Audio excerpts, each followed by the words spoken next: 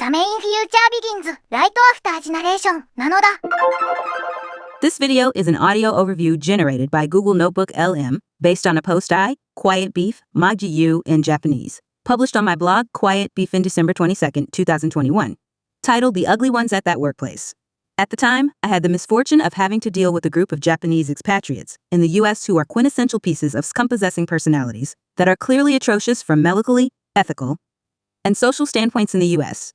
I was appalled and utterly fed up with that highly toxic ethnic community and, in the end, lost everything. Okay, maybe I'm exaggerating a bit there, haha. Yet, I came to a profound realization. For people like me, born with Dud-brain's ultimate destination of our lives, where fulfillment is defined by spiritual depth, not by the yardstick of economic success or failure, can end up being 180 degrees different depending on whether we choose to mimic good role models or mimic bad ones. This video presents the heartfelt rambling piece I wrote to capture those thoughts. Mixing pride and humility just leaves you with a riddle, doesn't it? LOL. Quiet Beef.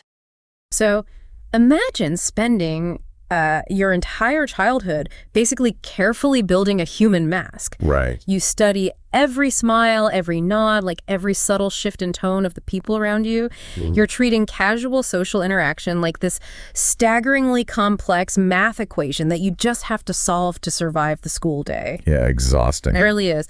And you finally perfect this mask. You build a fully functioning, polite, professional avatar, and then you get your first real job, only to realize that all the quote-unquote normal adults around you have just completely forgotten how to be human. I mean, it is the ultimate cosmic joke, right? For anyone who has had to, manually reverse engineer social norms. Yeah. You spend decades learning the rules, only to step onto the playing field and realize the neurotypical players are just like running around burning the stadium down. Exactly. And that's what we're getting into today. Welcome to the deep dive. We are dissecting a deeply candid and frankly brutally observant blog post by an author who writes under the pen name Quiet Beef. Such a fascinating read. It really is. The piece is called Those Ugly People in That Workplace. And our mission today is to unpack the lived reality of neurodivergence, this exhausting survival tactic of social mimicry, which the author calls gitai, and just a terrifyingly precise breakdown of why toxic workplaces devolve into adult daycares. What's so compelling here is how the author uses their own lived experience with ASD, autism spectrum disorder, not as a shield, Right. or even as a plea for sympathy, but as a scalpel. They take this intense analytical skill that they develop just to mask their own neurodivergence, and they turn that lens outward. To psychoanalyze everyone else. Exactly, to psychoanalyze the absolute structural failures of their coworkers. Well, let's start at the beginning, because Quiet Beef doesn't actually begin this autopsy in the office, right? They trace it all the way back to elementary school. Yeah, they do. And they note this very specific phenomenon. They realize early on that they are, fundamentally out of sync with other kids. But it wasn't just a vague feeling of being different. No, it was empirical data for them. Right. It was data. They noticed the homeroom teachers would selectively and deliberately ignore them. And you have to understand, to a child, a teacher isn't just an adult in the room. They are the ultimate arbiter of reality. Yeah, that's so true. They establish the baseline for who belongs and who doesn't. So if the teacher ignores you, the entire ecosystem of the classroom learns to ignore you. Yeah. I mean, I am trying to put myself in the shoes of a 7-year-old realizing this. You look to your left, the kid next to you asks a question, the teacher smiles, answers it perfectly. You ask a question and the teacher's eyes just glaze over and they look right through you. It's devastating. How does a child even process that kind of selective invisibility? And Quiet Beef mentions they would stubbornly point out the teacher's mistakes or ask overly persistent questions. And that right there, that is the friction point. A classroom is built on unspoken social hierarchies, not a quest for objective truth. Right. A neurotypical child intuitively understands that if the teacher makes a factual error on the chalkboard, you don't raise your hand and aggressively correct them. Because you just don't do that. Exactly, because the social cost of embarrassing the authority figure outweighs the value of getting the correct math problem. But the neurodivergent brain often prioritizes logical consistency and truth over fragile social egos. So the author is just prioritizing truth, and the teacher is reading that as a bad attitude. Yeah. The teacher thinks the kid is just being a disruptive brat, when in reality, the kid is literally just trying to make the math problem make sense. And the really heartbreaking part is what Quiet Beef does next. They don't just accept the rejection. They initiate Gitai. Gitai, which is a Japanese biological term, right, for camouflage. Yes. Think of, like, a stick insect blending into a branch to avoid a predator. Quiet Beast starts observing the successful kids, the ones the teacher actually looks at and engages with, and begins mimicking their behavior. But the camouflage completely fails at this stage. The author explicitly calls it a wasted effort. And I'm trying to visualize this failure. Okay, let's unpack this. It's almost like trying to run a brand new video game on an incompatible operating system. That's a great way to put it. Like, it might look right on the surface for a second, the graphics load, but the underlying code just keeps crashing. The actual defining traits of the author, the persistent questioning, the desperate need for logic, it just kept breaking through the disguise. And because the biological toll of that failure is immense. Masking requires an extraordinary amount of cognitive load. And they can't even imagine. You are manually operating systems that other people run on autopilot. You're monitoring your face, your hands, your volume, and you're constantly, like, scanning the room for feedback. Right, just to make sure you're doing it right. Exactly. Yeah. And to expend all of that energy, to run your brain's CPU at 100% capacity, just trying to look like the kid next to you, and still have the teacher dismiss you as a problem child. That creates a profound internal schism. It basically teaches the child that their authentic self is inherently offensive to the world. Yes. But here is the pivot that makes Quiet Beef's story so wild. A lot of people might just retreat at that point. They might withdraw entirely. But Quiet Beef didn't. No. They realized the elementary school level of Yutai was flawed, so they leveled it up. They turned this desperate survival tactic into an absolute superpower in adolescence. They shifted from basic camouflage to active acquisition. They stopped just trying to blend into the background and started targeting specific, highly competent individuals to absorb their skills. Right, like in middle school, they write about being in middle school sports and watching the skilled seniors. Quiet Beef wouldn't just watch the game. They would perfectly copy the exact physical forms of those older kids. It's incredible. And they did the same thing with English lessons. From the 4th grade, they took private lessons and managed to unconsciously mimic the exact pronunciation of the teachers and the language lab tapes. This is a phenomenal demonstration of hyperfocus, which is typical of developmental disorders. Well, in many developmental disorders, the brain's attention mechanism isn't necessarily deficit-driven, it's unregulated. So when it locks onto a subject of intense interest, it can absorb patterns, physical micro-movements, and audio frequencies at a rate that seems almost superhuman to a neurotypical observer. Wow. The author is essentially downloading the physical and auditory data of competence.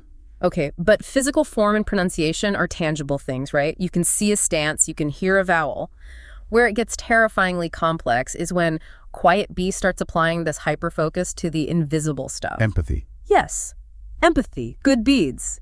Quiet Beef writes that when older role models, like a cool senior in a club or a manager at a part-time job, did something kind for them, they didn't just feel happy. No, they analyzed the happiness. They stopped the internal clock and ran a full diagnostic on the interaction. Here's where it gets really interesting, because the author is essentially reverse engineering empathy.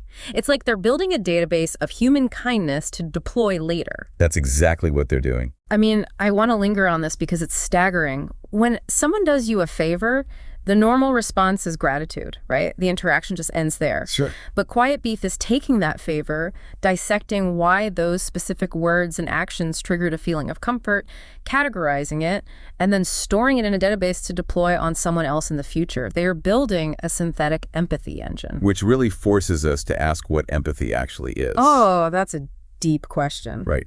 Is empathy only valid if it's an instinctual, warm, fuzzy feeling in your chest?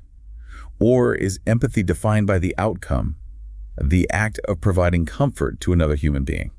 I guess for Quiet Beef, empathy is literally an algorithm. Yes. Yeah. Input. A colleague looks overwhelmed. Process. Query the database for the time my manager brought me a coffee when I was overwhelmed. Analyze the exact phrasing my manager used to reduce my stress. Output.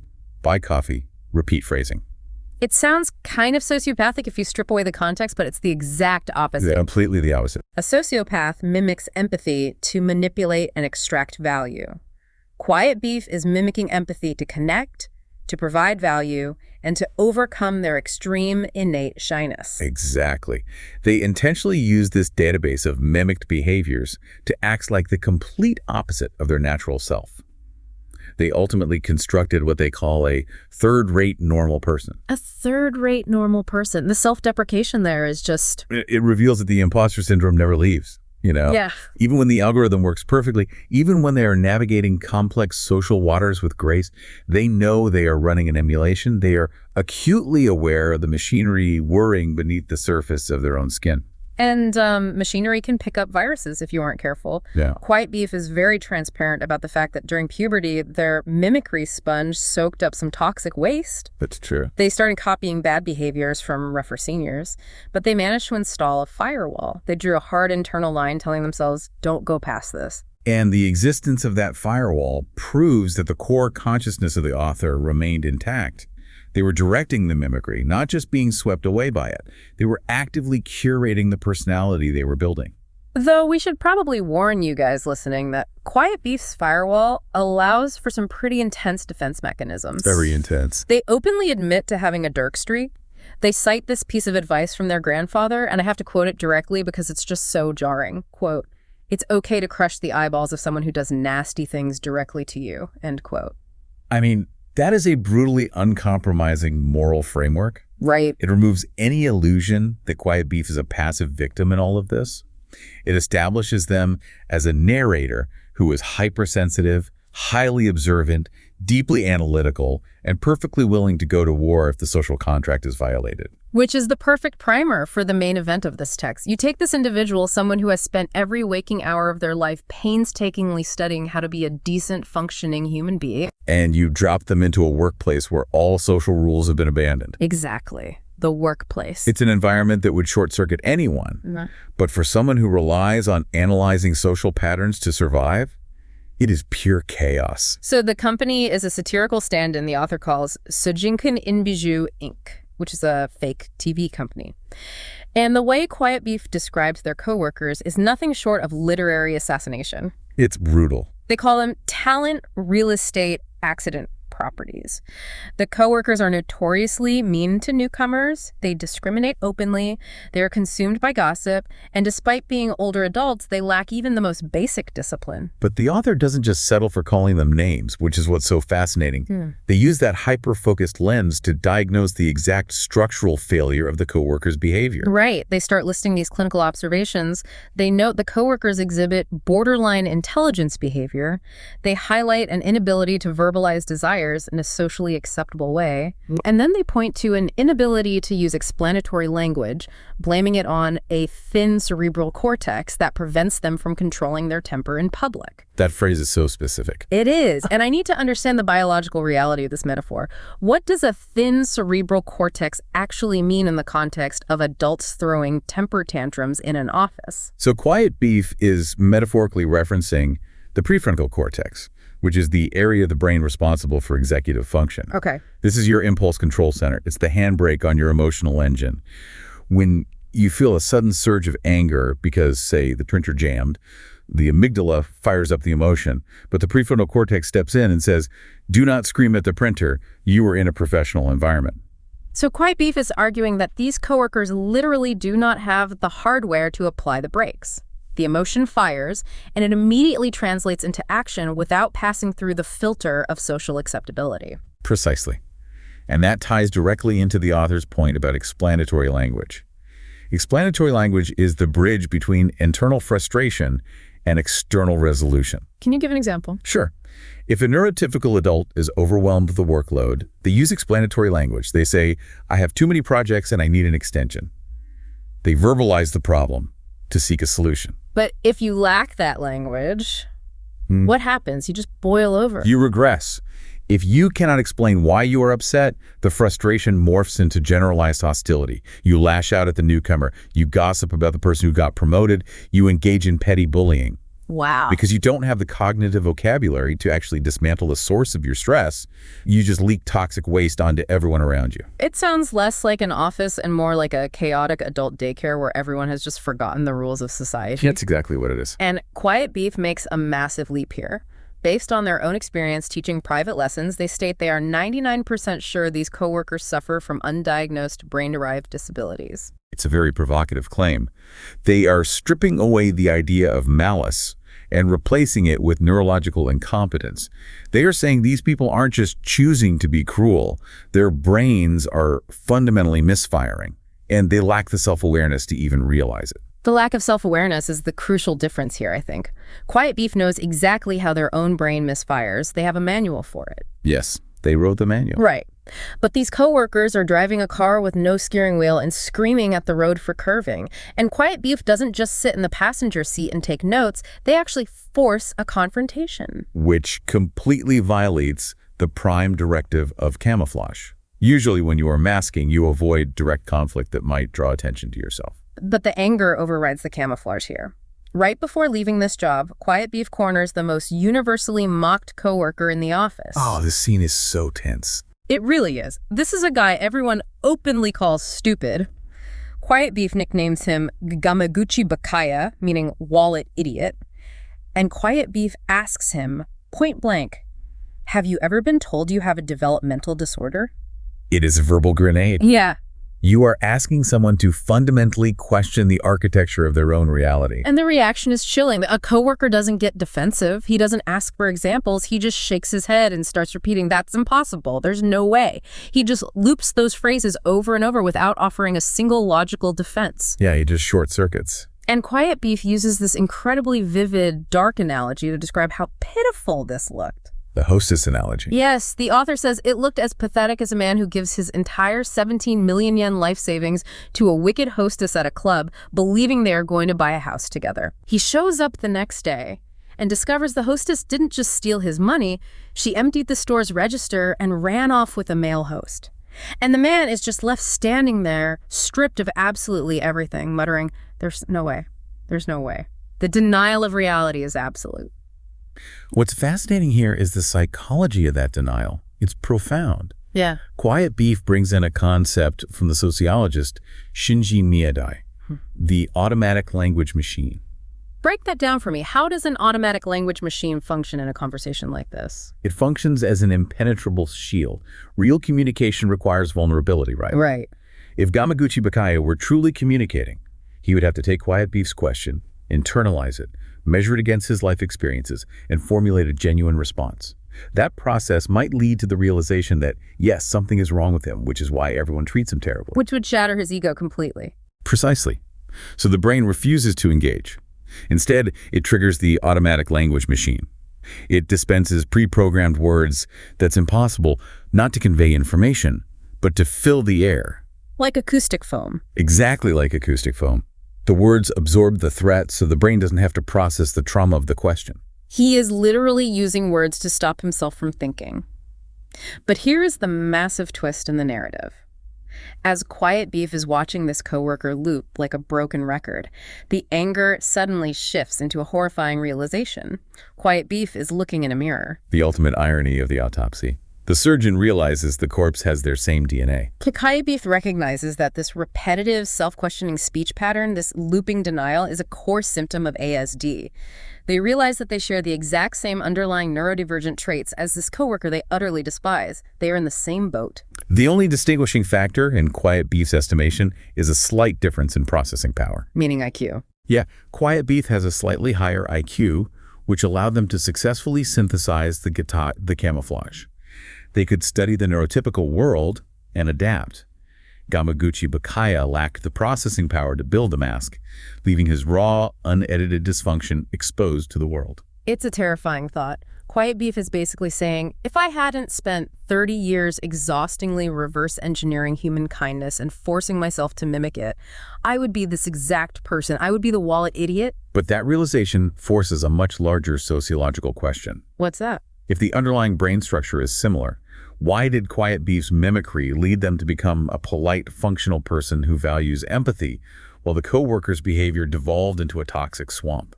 Right, so if they share similar brain bugs, why the totally different outcomes? This is where Quiet Beef hits their grand epiphany. It all comes down to the source code of the mimicry. It comes down to environment. Environment is everything. Quiet Beef concludes that these toxic coworkers act this way because they never encountered good role models to mimic. Think about the author's own trajectory. The cool senior, the part-time manager. Quiet Beef actively sought out positive behavior to copy. But Quiet Beef theorizes that the coworkers were only ever surrounded by intolerant, ugly people. And because mimicry is the primary way humans learn to navigate society, these coworkers perfectly mimicked toxicity. They adopted cruelty as the baseline of human interaction. And there's a vital piece of context here, actually. They are all living as immigrants in the United States. The immigrant experience really amplifies the necessity of mimicry. When you are in a foreign culture, you are constantly scanning the environment to figure out the rules of engagement. Quiet Beef reflects on living in the U.S. for 26 years. They openly acknowledge that their survival was entirely dependent on the goodwill of strangers, Japanese Americans, and non-Japanese people who just extended a hand when they needed help. And because Quiet Beef was a diligent student of mimicry, they absorbed that kindness. Right. They made it part of their operating system. They try to pay it forward. But then Quiet Beef looks at their coworkers, who have also lived in the U.S. as immigrants. And this is where my mind gets stuck. So what does this all mean? Did the coworkers just magically evade all human decency for decades? It's like a bizarre form of emotional colorblindness. If you've never been taught what the color red looks like, you won't appreciate a sunset, right? That's a perfect analogy. So if you have no framework for kindness, does it just bounce off of you? It doesn't just bounce off, it actually gets distorted through the lens of hostility. Quiet Beef knows these coworkers must have been helped by strangers over the years. Statistically, it's impossible to survive in a foreign country without someone holding a door, giving directions, or offering grace. Right. Someone had to have helped them at some point. But because the coworkers' internal architecture is built entirely on mimicking ugly people, they cannot process the goodwill. How do they process it then? If someone does something nice for them, what does the toxic brain see? It sees weakness, or it sees a trap. If your entire worldview is based on dominance, gossip, and cruelty, an act of unprompted kindness is suspicious. Oh, wow. You assume the person wants something from you, or you mock them for being soft. You are literally blind to the goodwill because your brain hasn't installed the software to decode it. So the toxicity of this workplace isn't just an accident. It's a self-sustaining ecosystem of negative mimicry. They are trapped in a feedback loop, bouncing their worst traits off of each other, completely immune to any positive external influence. And that is the true tragedy of the environment.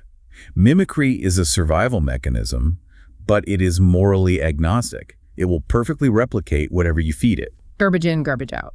Exactly. If you feed it poison, it will build a poisonous person. Quiet Beef recognizes that if these coworkers had just encountered a few decent role models early in their development, their entire lives could have been different. You would think that level of profound structural understanding would lead to some kind of forgiveness. If you realize your abuser is just a victim of a terrible environment and a failing brain, maybe you let go of the anger. But Quiet Beef absolutely does not. Not even a little bit. They end the post with a blisteringly harsh sentiment. They literally wish a huge, divine punishment on these coworkers. They want them to suffer. It brings us right back to the grandfather's advice about crushing eyeballs. Oh, right. To understand the mechanism of a toxic person is not to absolve them of the damage they cause. Quiet Beef spent a lifetime suffering, working twice as hard as anyone else to manually build a decent persona, only to be subjected to people who just let their worst impulses run wild. The anger is incredibly potent and honestly completely justified. It's a stunning journey. We started with a child realizing they were invisible to the world, forced to create a camouflage just to survive the school day. Yep. We saw them turn that survival tactic into an engine for reverse engineering human empathy. And finally, we watched them take those finely honed analytical skills and perform a brutal surgical autopsy on a toxic workplace, only to find a warped reflection of their own minds staring back at them. It really forces us to confront the reality of our own environments. We are all, to some degree, a product of the people we choose to copy. Which brings this right back to you listening. How often do you consciously analyze the good deeds done to you? Think about your own day tomorrow. When someone does you a favor or offers a compliment, do you just let it wash over you? Or do you analyze it? Do you file away the mechanics of that good deed to use later? And more importantly, look at the culture of your workplace or your friend group. How much of your workplace behavior is just mimicking the culture around you, for better or worse? Are you absorbing the good, or are you just becoming another link in the chain of negative mimicry? It's terrifying when you really start to dismantle it. I want to leave you with a final thought to ponder. If our manners, our professional etiquette, the way we express empathy, our entire social personality, if all of that is just a patchwork quilt of the people we've consciously or unconsciously decided to copy over the years, Yeah. how much of your authentic self is actually original? And how much of it is just highly curated camouflage? Something to think about the next time you walk into a room and put your mask on. Thanks for joining us on this deep dive.